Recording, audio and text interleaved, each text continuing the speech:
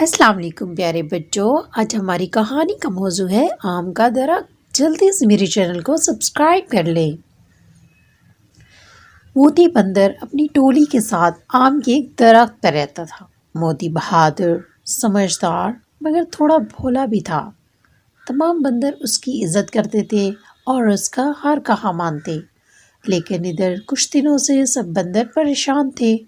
بات یہ تھی کہ آم کا پیڑ سوکھ رہا تھا، اس پر پھل نہیں لگتے تھے، پتے بھی جھڑنے لگے تھے۔ چنانچہ اس پیڑ پر رہنا بندروں کے لیے مشکل ہو گیا تھا۔ جنگل میں کئی ہرے بھرے پیڑ تھے، بندر کسی بھی پیڑ پر رہ سکتے تھے۔ اس مقصد کے لیے انہوں نے کئی بار موتی سے بات بھی کی، مگر موتی کہیں اور جانے کو تیار ہی نہیں تھا۔ موتی کو آم کے اس پیڑ سے بہت لگاؤ تھا۔ اس کے بابا نے بتایا تھا کہ ان کی ٹولی دادا پردادا کے زمانے سے ہی اس پیڑ پہ رہتی آئی ہے اور اس پیڑ کے آم بہت میٹھے ہوا کرتے تھے اور یہ پیڑ ہم لوگوں کو بہت سایہ دیا کرتا تھا۔ موتی کو اس پیڑ سے بہت پیار تھا، اسے چھوڑ کر کہیں جانے کے بارے میں وہ سوچ بھی نہیں سکتا تھا۔ دوسرے بندروں نے موتی کو کئی بار سمجھایا کہ پیڑ سوکھ رہا ہے، اس پر رہنا مشکل ہے، مگر پیڑ چھوڑنے کی بات سوچ کر بھی موتی کا دل بھر آتا۔ ٹولے میں پنکو نامی ایک بندر بھی تھا، وہ بہت سمجھدار مگر تھوڑا شرارتی بھی تھا۔ موتی پنکو کو بہت چاہتا تھا، سب جانتے تھے کہ ایک دن پنکو ہی ٹولی کا نیا سردار بنے گا۔ کچھ بندروں نے پنکو سے کہا کہ پنکو بھائی تم ہی موتی کو سمجھاؤ، اب اس پیڑ پر رہنا بے وقوفی ہے، نہ اس پیڑ پر پھل لگتے ہیں اور نہ ہی ہمیں بارش اور دھوپ سے بچا سکتا ہے۔ مجھے بھی لگتا ہے کہ ہمیں یہ پیڑ چھوڑ دینا چاہیے۔ میں نے بھی کئی بار موتی بابا سے بات کی ہے، مگر انہیں اس پیڑ سے بہت پیار ہے۔ پیڑ چھوڑنے کی بات سوچ کر ہی وہ دکھی ہو جاتے ہیں۔ پنکو نے کہا، پر ایسا کب تک رہے گا؟ بندروں نے اداس ہو کر کہا، بھائیو اس طرح اداس ہونے سے کچھ نہیں ہوگا، سوجھ بوجھ سے ہر مشکل کو آسان بنایا جا سکتا ہے۔ پنکو نے ان کا حوصلہ بڑھاتے ہوئے کہا، تم سب سے ہوشیار ہو، تم ہی کوئی راستہ نکالو۔ سب بولے، گھبراؤ مت، میں سوچ کر کچھ کرتا ہوں۔ اتنا کہہ کر پنکو سوچ میں پڑ گیا۔ اگلے دن وہ روتا ہوا موتی کے پاس آیا۔ ارے کیا ہوا، کیوں رو رہے ہو؟ موتی نے پوچھا۔ بابا آج بڑی بھول ہو گئی، آج آم کھانے کا دل چاہا تو میں ندی کنارے آم کے باغیچے میں چلا گیا۔ ارے بے وقوف، تم سب کو کتنی بار سمجھایا ہے کہ ادھر نہ جایا کرو، باغیچے کے رکھوالے کے پاس بڑی بڑی لاٹھیاں ہیں۔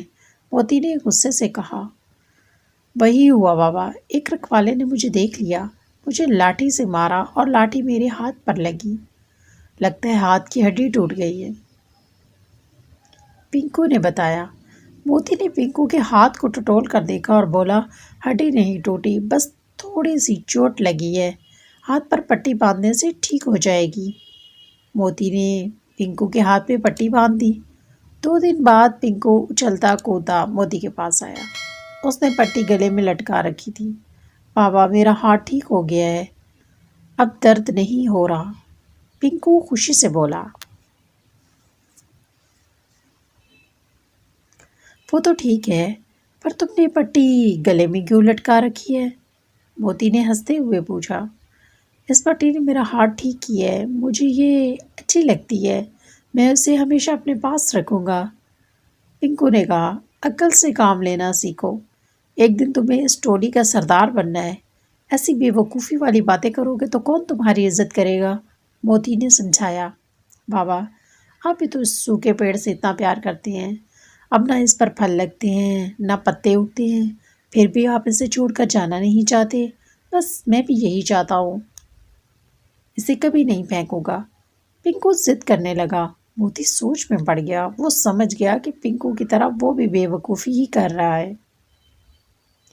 سوکھے پیڑ پر رہنا غلط تھا، سب اندر مشکل میں تھے، سب کسی دوسرے پیڑ پر رہنا چاہتے تھے، بس اس پیڑ سے لگاؤ کی وجہ سے اس کو چھوڑنا نہیں چاہتے تھے۔ پنکو تم واقعی بہت اچھی ہو، کتنی آسانی سے تم نے مجھے میری بھول کا احساس دلا دیا۔